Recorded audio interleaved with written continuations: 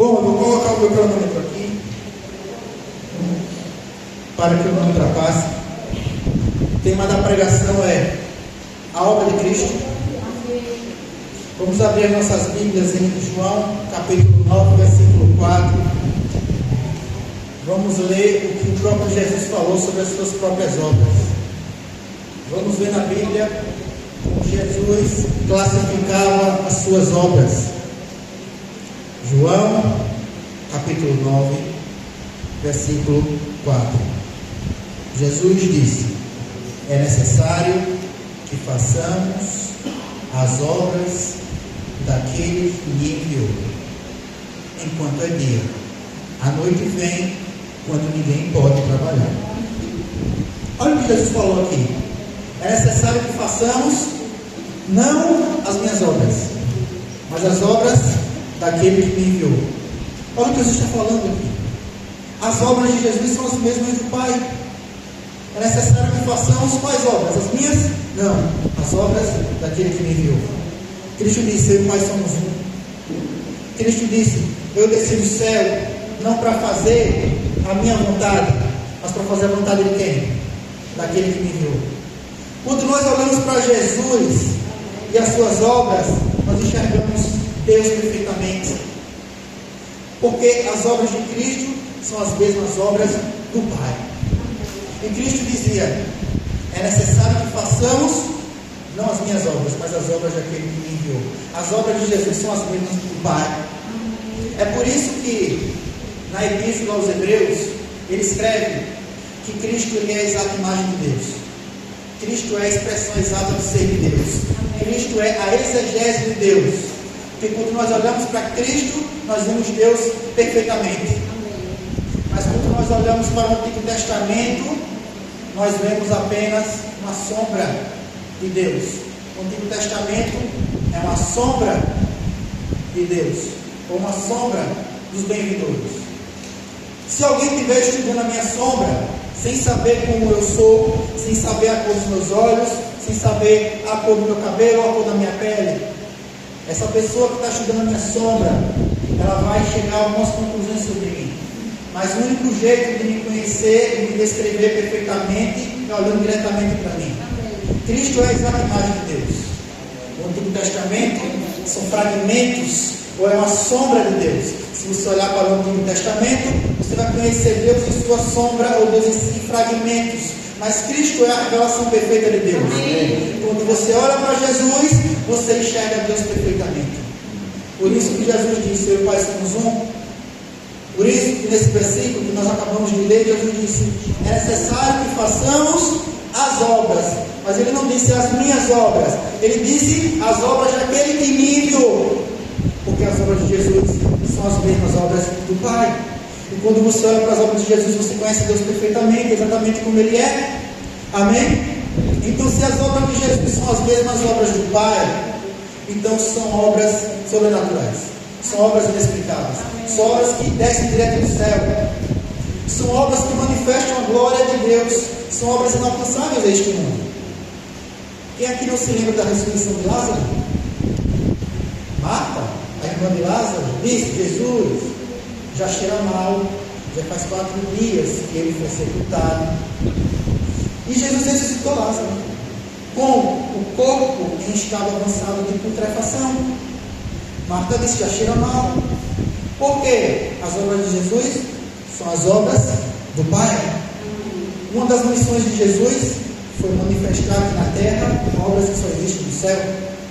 Como, por exemplo, a ressurreição de Lázaro. É algo impossível aqui na terra, porque é uma obra do Pai que desce direto do céu aqui para a terra. Quem aqui não se lembra que Jesus, ele curou doenças incuráveis para a medicina? O fluxo de sangue é incurável para a medicina? A Bíblia diz, ela procurou vários médicos. Nenhum médico tinha cura para o fluxo de sangue, mas ele encontrou cura em Jesus Cristo.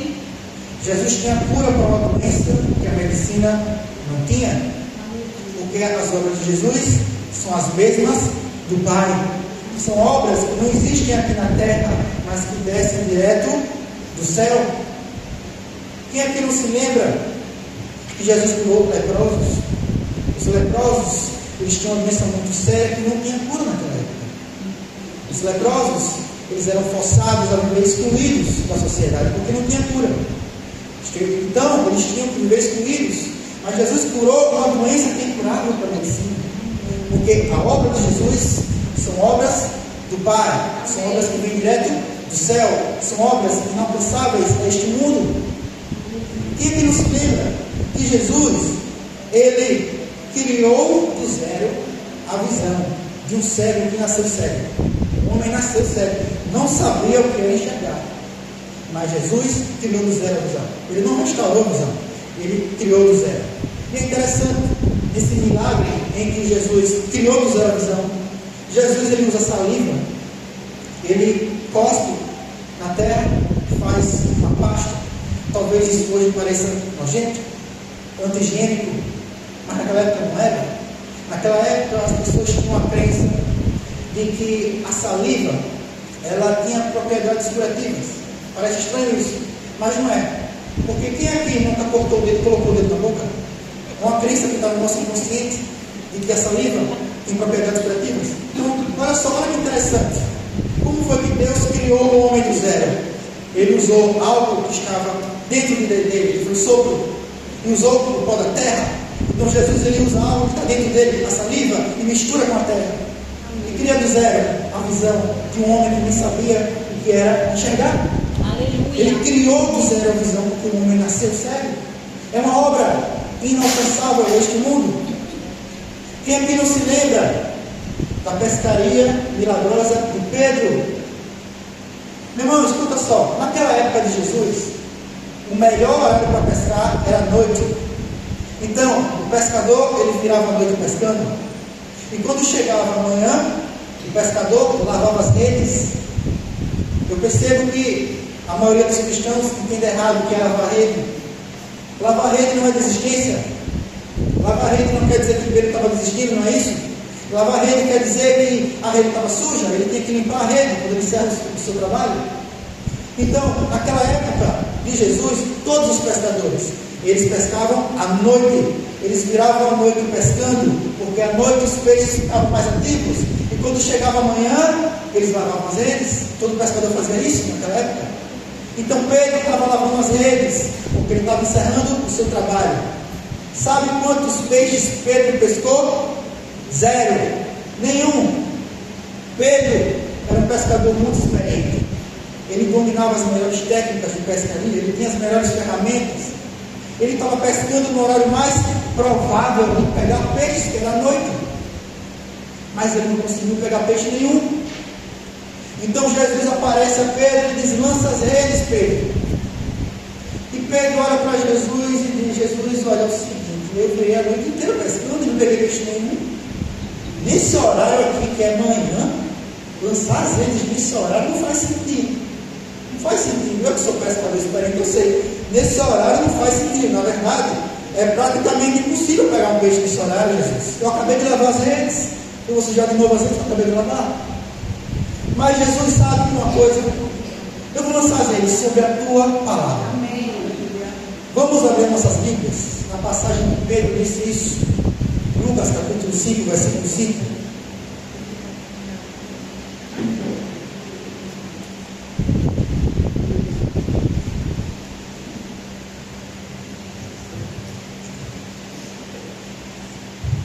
Lucas capítulo 5, versículo 5. Está escrito: respondeu-lhe Simão: mestre, havendo trabalhado toda a noite, nada apanhamos, mas sobre a tua palavra lançarei as redes. Olha o que Pedro está falando aqui. Mestre, eu pesquei no melhor horário para pescar, que foi à noite. Eu virei a noite inteira pescando, agora não é mais noite, é manhã. Não faz sentido lançar as redes agora. Mas, mesmo assim, eu vou obedecer a sua palavra e vou lançar as redes. E olha o que acontece com alguém que lança as redes sobre a palavra de Jesus. Versículo 6. Isto fazendo, apanharam grande quantidade de peixes e rompiam-se as redes. Existe provisão sobrenatural em lançar as redes sobre a palavra de Jesus. Pedro pescador muito experiente, ele entendeu que foi um milagre. Por isso, que Pedro, no versículo 8, veja na sua Bíblia que Pedro fez no versículo 8. Vendo isto, Simão Pedro prostrou-se aos pés de Jesus, dizendo: Senhor, repreende de mim, porque eu sou pecador. Veja a reação de Pedro. Ele se prostrou diante de Jesus e disse: Senhor, repreende de mim. Por que ele fez isso? Porque ele entendeu que não era normal. Ele teve pego peixes num horário improvável, sem nenhuma explicação racional. Meu irmão, quando a gente entende que naquela época o melhor horário para pescar era à noite, não de manhã, e de manhã era impossível pescar peixes, a gente entende a reação de Pedro, era impossível. E ele pegou peixes em abundância. Então, no versículo 5, perceba que Pedro disse: sobre a tua palavra lançarei as redes. Pedro está dizendo assim: Jesus, eu vou lançar essas redes, mas não é sobre a minha experiência profissional, porque eu sei que não dá para pegar peixe nesse horário. Não é sobre o meu conhecimento de pescador, porque eu sei que não dá para pegar peixe nesse horário, mas eu vou lançar as redes unicamente sobre a tua palavra. Existe provisão sobrenatural em lançar as redes sobre a palavra de Jesus. Não é sobre o seu conhecimento, não é sobre a sua experiência profissional, não é sobre o que você sabe, mas é sobre a palavra de Jesus. Mesmo quando a questão de Jesus não faz sentido nenhum para você. Aleluia. Você entende? Pedro, pescador experiente, sabia: Jesus não faz sentido nenhum, Jesus. Mas eu vou lançar mesmo assim sobre a tua palavra. Amém. Perceba que eu falei provisão sobrenatural, está na palavra de Jesus. Eu não falei provisão natural. Existem muitos bilionários que enriqueceram e nunca oraram a Deus na vida. Porque são pessoas que usaram as melhores ferramentas, os melhores investimentos, os melhores conhecimentos. Mas aqui nesse versículo, observe bem, que não foi uma provisão natural, foi algo sobrenatural. Não havia nenhuma explicação para que Pedro pegasse peixes em abundância naquele horário. O horário era improvável, não era noite, era manhã, era impossível naquele horário. Pedro já tinha lavado as redes, porque Pedro sabia que não dá mais para pegar peixe nesse horário. Então veja que a provisão não estava no horário mais favorável, não estava no conhecimento de pescador de Pedro, não estava nas melhores técnicas, não estava nas melhores ferramentas e nem nos melhores investimentos, mas estava tão somente na palavra de Jesus. Existe provisão sobrenatural em obedecer a palavra de Jesus. Inclusive, a dirigente do curso de hoje, ela falou de uma macieira enxertada. É mais ou menos assim que funciona a provisão sobrenatural. É como uma macieira enxertada, uma planta que naturalmente produziria seus frutos em 10 anos, o tempo é reduzido, ela produz em menos tempo, porque é uma provisão sobrenatural. É algo inexplicável. A provisão de Jesus nesse versículo foi algo inexplicável.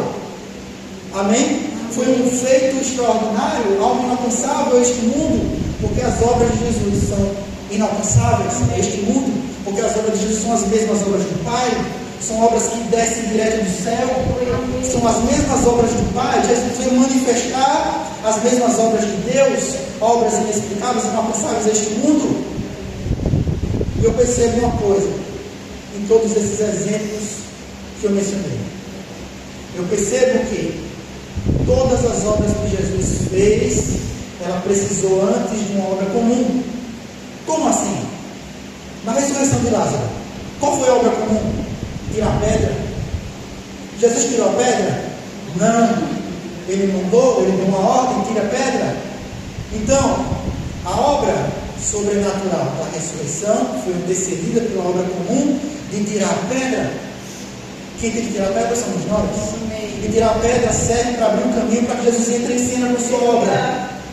Entenda que nós precisamos fazer um pequeno esforço de tirar a pedra. E por que eu digo pequeno esforço? Porque ao contrário do que muitas pessoas podem imaginar, aquela pedra não era difícil de ser retirada. Lázaro ele foi sepultado em Betânia. Em Betânia, em toda a Judéia, havia regiões montanhosas. E nessas regiões montanhosas eram escavados túmulos, covas, grutas, que as pessoas mais ricas e mais abastadas usavam como para sepultar os mortos. Escute só, sepultar os mortos naquela época dentro de uma caverna ou dentro de uma região montanhosa era coisa de rico. Apenas as famílias ricas faziam isso. A maioria dos judeus sepultavam no chão, Lázaro foi sepultado numa caverna, porque ele era de uma família rica. Jesus foi sepultado como rico. Então Jesus também foi sepultado dentro de uma caverna. Naquela época era só para famílias mais ricas e abastadas. Então, naquela época, naturalmente eram escavados covas em regiões montanhosas para servir como um túmulo. E era colocada uma pedra para fechar essa cova. Essa pedra não era difícil de ser criada, ao contrário do que as pessoas podem imaginar, deve ser uma pedra muito pesada. Não, era uma pedra roliça. O que isso quer dizer? Era uma pedra em formato cilíndrico, bastava arrastar para o lado, porque ela tinha um formato cilíndrico. Aquela pedra, ela não servia para impedir a entrada de pessoas, ela servia para impedir a entrada de animais, para que animais não entrassem no túmulo e devorassem o cadáver. Então, se as pessoas quisessem entrar no túmulo, elas poderiam arrastar a pedra para o lado. Não era uma pedra difícil de ser retirada, era uma pedra fácil. Então, observe que o pequeno esforço de acontecer a obra sobrenatural da ressurreição foi tirar a pedra. Uma pedra que não era difícil de ser tirada, mas era fácil. A obra comum de tirar a pedra antecedeu a obra de Cristo. A gente vê isso não só na ressurreição de Lázaro. A mulher com fluxo de sangue, qual foi a obra comum que ela teve que fazer? Ela teve que tocar na obra das vestes de Jesus. Foi a obra comum que antecedeu a obra de Cristo, que foi o milagre, que foi a cura de uma doença muito grave, muito séria, crônica, debilitante, incurável para a medicina. Ela passou 12 anos com esse problema de saúde grave, e a cura estava em tocar na obra das vestes de Jesus. Perceba que é um pequeno esforço. Seria um grande esforço se ela tivesse que fazer 500 flexões, 800 abdominais, 800 repetições na paralela, mas ela teve que tocar na obra das vestes de Jesus. Um pequeno esforço comparado com a grandeza da cura que ela recebeu.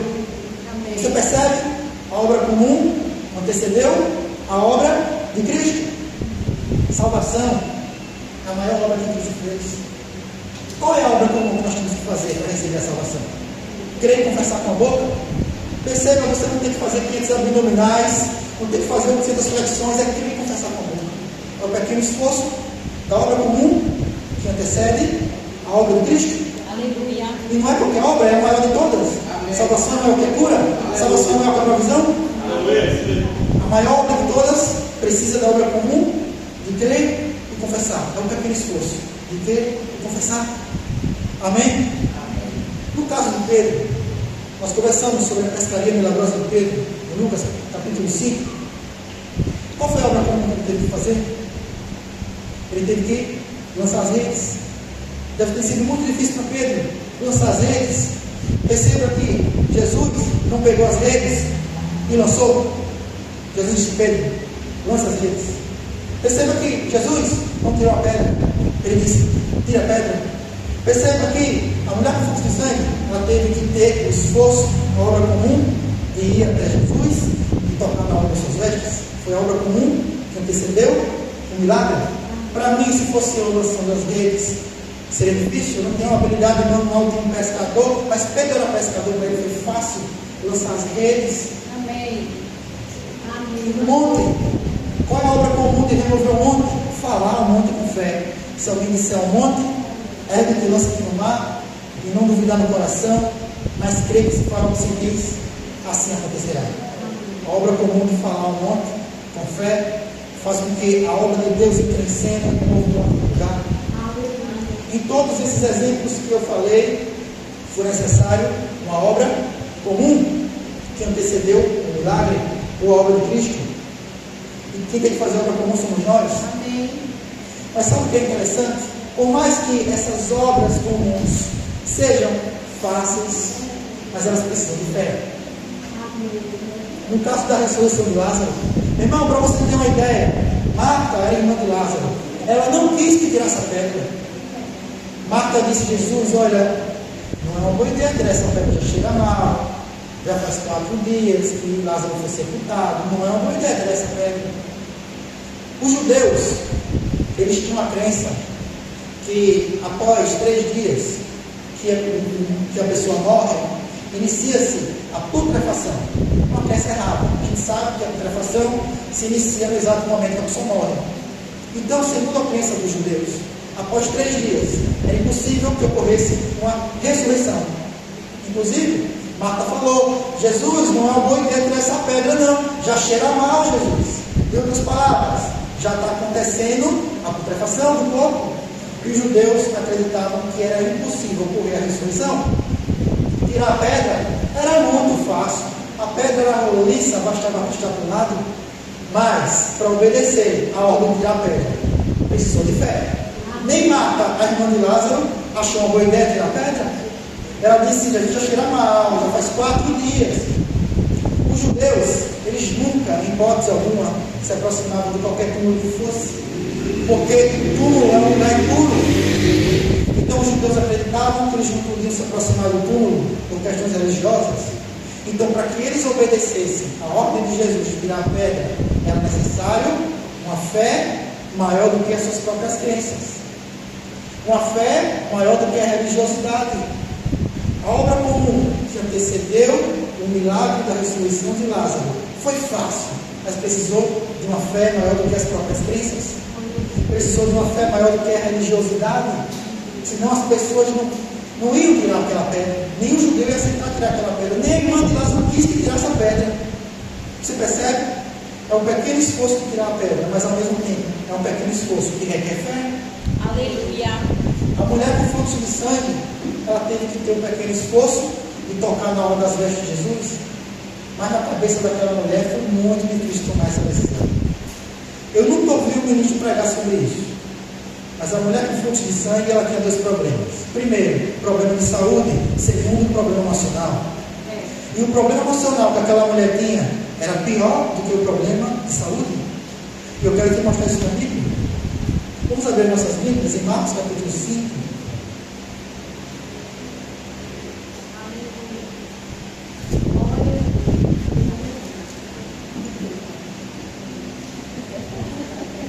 Marcos capítulo 5.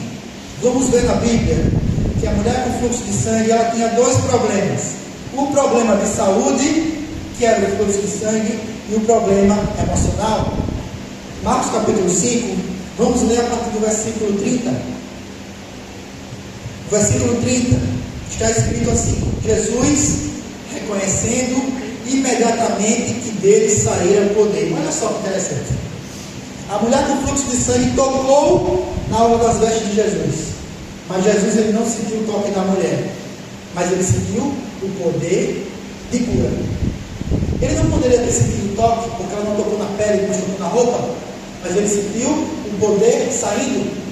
Então olha só, Jesus imediatamente, olha como Jesus era ligado nas coisas espirituais, imediatamente ele percebeu o poder de cura.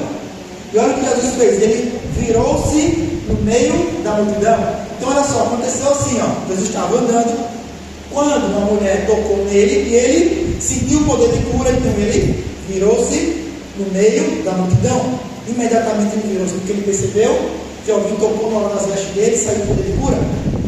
Então Jesus perguntou: quem me tocou as vestes? E os discípulos responderam: vês que a multidão te aperta e dizes: quem me tocou? Perceba que os discípulos foram grosseiros nessa resposta, foram ríspidos, porque Jesus estava em um extremo totalmente oposto dos discípulos. Jesus era muito espiritual, os discípulos eram muito carnais. Então Jesus fez uma pergunta espiritual, os discípulos não discerniram espiritualmente a pergunta, então eles foram grosseiros. Jesus não estava perguntando, a multidão te tocando, que pergunta tola. Perceba que responder de forma grosseira é um sinal de carnalidade. Jesus era muito espiritual, os discípulos eram muito carnais, por isso eles foram grosseiros. Então, olha o que Jesus fez. Jesus ignorou a pergunta dos discípulos e a grosseria dos discípulos, e ele continuou olhando ao redor para ver quem tocou nas suas vestes. Então a mulher, atemorizada e tremendo, eu quero destacar essas 2 palavras, ela estava atemorizada e tremendo.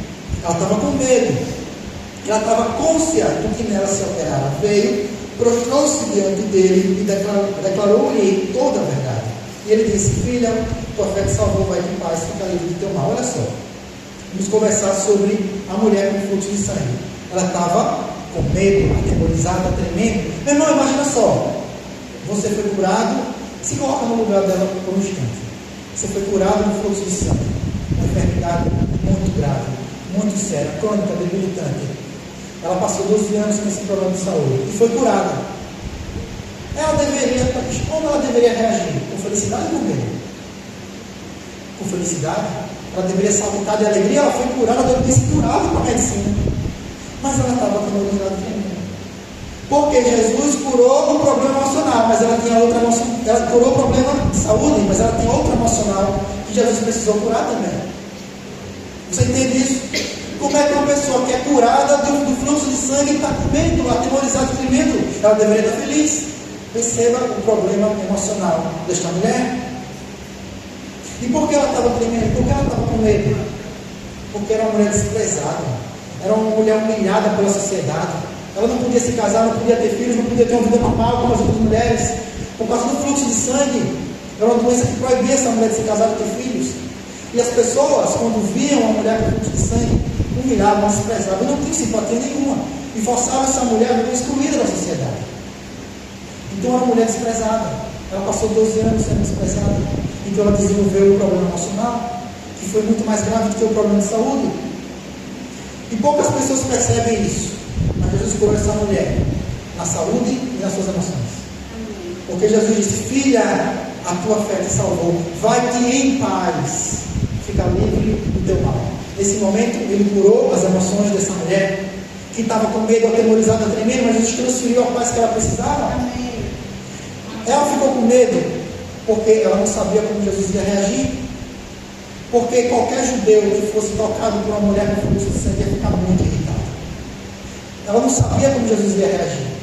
Segundo a lei de Moisés, Jesus ficou impuro com o toque da mulher. O toque dela é impuro. Ela tocou na orla das vestes, a roupa ficou impura, Jesus consequentemente também ficou impuro. Então quando Jesus olhou para aquela mulher, se Jesus olhasse para ela sobre a ótica da lei, Jesus ia ficar muito irritado. Mas Jesus olhou sobre a ótica da graça. Aleluia. E sobre a ótica da graça, Jesus não fica impuro, mas ela é purificada. Amém. Sobre a ótica da graça, ela quem é curada. Sobre a ótica da graça, Jesus toca no leproso, mas Jesus não pega a lepra, o leproso que é curado. Então perceba que o efeito da graça é o contrário da lei. Então Jesus, com essa frase, cura as emoções daquela mulher. Não foi fácil para aquela mulher tomar a decisão de tocar na hora das vestes de Jesus. Ela teve que ter uma fé maior do que o seu problema emocional. Uma fé maior do que o complexo de inferioridade. Ela poderia dizer: quem sou eu para tocar na hora das vestes de Jesus? Quem sou eu, uma mulher desprezada, uma mulher rejeitada? Quem sou eu, não vou nem tocar. Ela podia ser paralisada pelo medo de dizer: e se as pessoas me descobrirem na multidão, eu com fluxo de sangue, no meio da multidão, e se eu for descoberta, o que as pessoas podem fazer comigo? Ela tem que ter uma fé maior do que o medo, uma fé maior do que o complexo de inferioridade, uma fé maior do que os problemas emocionais. A obra comum que antecedeu a obra de Cristo foi tocar na hora das vestes, mas é uma obra comum que precisou de uma fé maior do que os seus problemas emocionais. A obra comum de tirar a pedra do túmulo de Lázaro precisou de uma fé maior do que as crenças, ou do que a religiosidade. Você entende que nem a irmã de Lázaro achou um bebê tirar a pedra. A obra comum, no caso de Pedro, da pescaria milagrosa, precisou que Pedro tivesse uma fé maior do que o seu próprio conhecimento de pescador. Pedro poderia dizer assim: olha, Jesus, é o seguinte, eu não vou lançar as redes não. Sabe por quê? Porque eu acabei de lavar, eu vou sujar de novo. Eu sou pescador experiente, Jesus, você ficar ponteiro. O que é que você quer de pescaria? Eu não vou lançar não. Eu sou pescador muito experiente. Eu sei que nesse horário não dá para lançar, para pegar peixe nenhum. Mas Pedro, ele disse: Jesus, eu vou lançar essas redes, mas não é sobre a minha experiência profissional. Não é sobre o meu conhecimento de pescador. Não é sobre a minha própria razão, mas é sobre a tua palavra, Jesus. Amém.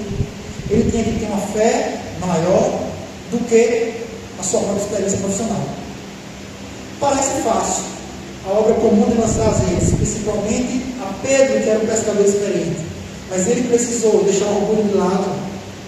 Ele precisou ter uma fé maior que o orgulho, uma uma fé maior que o seu próprio conhecimento. Percebe, irmão? E todos esses exemplos que eu mencionei foram exemplos que as pessoas precisaram ter uma fé maior do que a religiosidade, maior do que as crenças, no caso de Lázaro, uma fé maior do que o próprio medo, os problemas emocionais, uma fé maior do que o seu próprio conhecimento, amém? Uma fé maior do que a dúvida. Mas perceba que nós precisamos fazer essa obra comum que antecede a obra de Cristo. Amém? Nós temos que fazer. Não é Cristo que tira pedra, não é Cristo que lança as redes, não é Cristo que vai confessar Jesus por você, é você que tem que confessar. Não é Cristo que vai falar aos montes. Cristo disse, é você que tem que falar aos montes, sem duvidar no coração. Não é Cristo que vai mandar o espírito maligno sair, é você que tem que mandar a autoridade que é o nome de Jesus. Amém? Então nós temos que fazer essa obra comum para abrir o caminho para que Cristo entre em cena com a sua obra. Amém? Vamos voltar para aquele versículo que nós lemos no início da ministração. João, capítulo 9, versículo 4.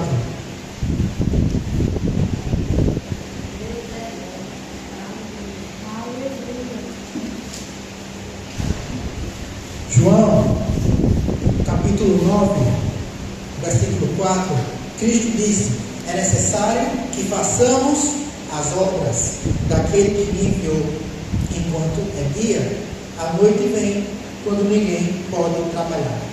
Eu acho interessante que Cristo fala no plural, é necessário que façamos. Quem tem que fazer somos nós. Ele não está falando eu tenho que fazer, mas nós. Algumas versões bíblicas estão no singular, mas a melhor tradução é no plural. É necessário que nós façamos. Quem tem que provocar as obras de Deus somos nós. Quem tem que fazer somos nós.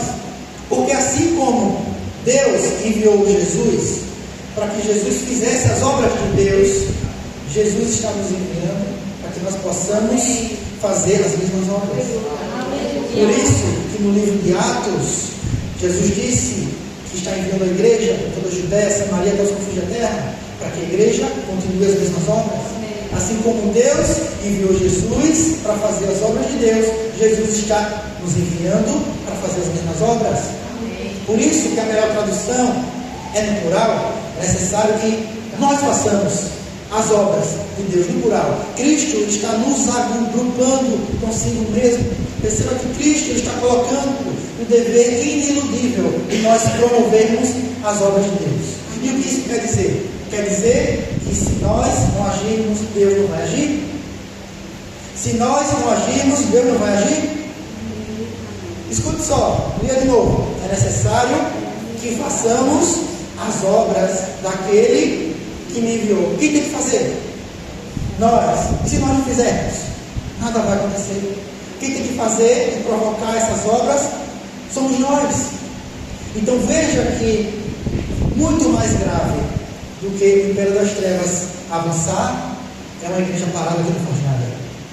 Porque uma igreja parada que não faz nada é uma igreja inoperante, é uma igreja ineficiente, é uma igreja ineficaz no poder de Deus, é uma igreja que não promove as obras de Deus, porque Deus só age quando nós agimos. À medida que nós estamos ativos na obra de Deus, o poder de Deus nos acompanha. Então quem tem que provocar o poder de Deus somos nós. E quando Cristo ele estava entre nós em forma humana, era Ele quem provocava as obras de Deus, era Ele quem fazia.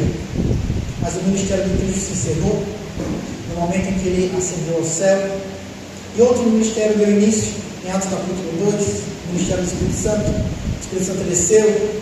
A partir desse momento, quando o Espírito Santo veio habitar dentro de nós, somos nós que temos que dar prosseguimento a essas mesmas obras. É interessante que hoje a presença de Jesus é muito mais iluminadora do que era quando ele estava aqui entre nós. O que é mais eficiente?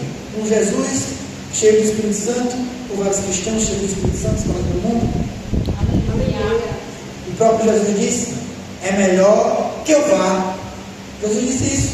Em João capítulo 16 ele disse, é melhor que eu vá para que eu vos envie o Consolador. Ele disse: é melhor que eu vá, porque é muito melhor vários Jesus ou vários imitadores de Cristo cheios do Espírito Santo do que eu sozinho provocando a obra de Deus.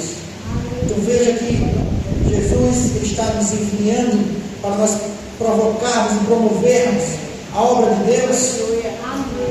E para promovermos e provocarmos a obra de Deus, nós temos que ter um entendimento de que as obstruções naturais, elas são removidas por meios naturais. Primeiro nós temos que fazer uma obra comum, cheia de fé, para abrir caminho, para que Jesus entre em cena com um milagre. Entenda que Lázaro não ia ser ressuscitado se as pessoas não tirassem a pedra, porque Jesus ele se recusa a tirar a pedra. Ele não tira a pedra, ele manda, tira a pedra. É um fato quase proverbial que Deus deixa conosco as coisas que estão ao nosso alcance de fazer. É por isso que Jesus disse: fale ao monte, mas você não precisa, com a força do seu braço, levantar o monte e lançar no mar. Você só fala, mas a parte que você não consegue fazer sou eu que faço. Eu levanto o monte e lanço no mar, mas você só fala. A obra comum antecede a obra sobrenatural. Amém? No caso de Pedro, meu irmão, isso é muito impressionante. Pedro, ele poderia ter se recusado a lançar aquelas redes, porque a experiência profissional de Pedro lhe dizia que era impossível apanhar peixe naquele horário, meu irmão. Mas ele decidiu lançar. Entenda, meu irmão, que se você obedecer a palavra de Jesus, você vai prosperar de uma forma sobrenatural. É como uma macieira enxertada, algo que as pessoas demoram 1000 anos para construir. Deus ele constrói na sua vida em poucos dias. Aleluia. Aquela pescaria milagrosa que Jesus construiu com sua obra para Pedro em questão de segundos. Pedro lançou as redes, em questão de segundos ele pegou o peixe em abundância. Entenda que Pedro ele já estava várias horas pescando, virando a noite. Aquilo que ele não conseguiu em muitas horas de pescaria, ele conseguiu em segundos, meu irmão. Aleluia. Aquilo que Pedro não conseguiu, usando as melhores técnicas, as melhores ferramentas, o horário mais favorável, ele conseguiu em segundos. Porque existe provisão sobrenatural em obedecer a palavra de Jesus. É como a macieira enxertada que a dirigente falou. Algo que demora 10 anos para acontecer, acontece em menos tempo. É assim que acontece. Meu irmão, Neemias, ele reconstruiu as muralhas de Jerusalém em 40 dias.